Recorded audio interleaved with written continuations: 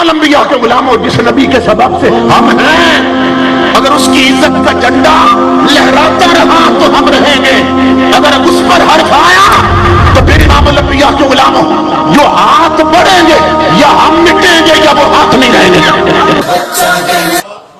پورے ملک سے دیوانے گئے جب دیکھا محبوب کی عزت پہ حملہ ہو گیا۔ انہوں نے ٹھنڈک نہیں دیکھی، ٹھنڈی زمینیں نہیں دیکھی، انہوں نے اسلام آباد کی ٹھنڈی ہوائیں نہیں دیکھی، بارش برسی وہ نہیں ہلے، زمین ٹھنڈی ہوتی رہی نہیں ہلے، ٹھنڈی ہوائیں چلتی رہی وہ نہیں ہلے اپنے مرکز۔ امام الانبیاء کے غلاموں، یہ وقت بیتتا رہا، مدینے والے کی نگاہیں لگتی رہی۔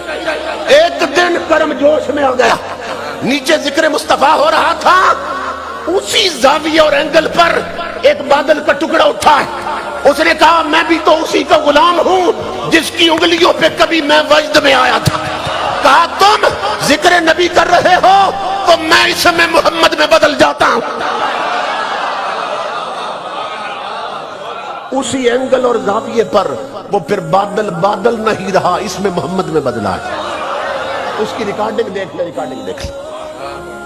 اللہ کی عزت کی قسم، یہ علامت تھی لوگوں کہ اس کا رخ ہی تھا مجمع کی طرف کہ میرے لیے دھرنے میں بیٹھنے والوں اپنے آپ کو تنہا مت سمجھو کہ اس وقت صرف نام محمد کا رخ ادھر نہیں، خود محمد کا رخ بھی تمہاری طرف ہے صلی اللہ علیہ وسلم۔ یہ نیم ہاتھ، یہ نیم اور یہ آگے دال، کیا بات ہے یہ! زندہ باد، زندہ باد، لبیک لبیک لبیک یا رسول اللہ، لبیک یا رسول اللہ، لبیک لبیک لبیک یا رسول اللہ، لبیک۔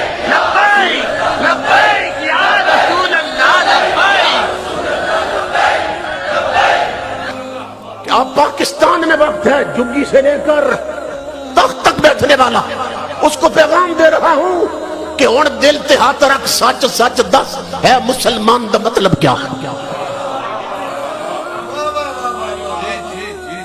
سننا غور سے، امیر المجاہدین مجھے اس سے آگے چلنے ہی نہیں دیتے تھے، وہ کہتے تھے پھر پڑھو پھر پڑھو۔ ہن دل تے ہاتھ رکھ، میں نے کہا ارکا کے ٹکڑوں پہ پلنے والے کتوں اور مصطفیٰ کے غداروں، کیا تمہارے کانوں میں نام نبی کی اذان نہیں دی گئی؟ کیا تم نے مسلمان ماؤں کا دودھ نہیں پیا؟ ہن دل تے ہاتھ رکھ، سچ سچ دس اے مسلمان دا مطلب کیا؟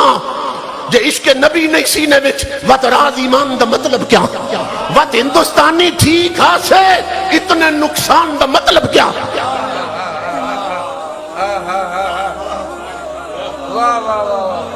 50 لاکھ عورتوں کا سہاگ لٹا ہے تو یہ وطن بنا۔ اور دل تے ہاتھ رکھ، سچ سچ دس اے مسلمان دا مطلب کیا؟ جے عشق نبی نہیں سینے وچ وت راز ایمان دا مطلب کیا؟ وت ہندوستانی ٹھیک ہاسے وہ اتنے نقصان دا مطلب کیا؟ جتے پاک نبی دی عزت نہیں اس پاکستان دا مطلب کیا؟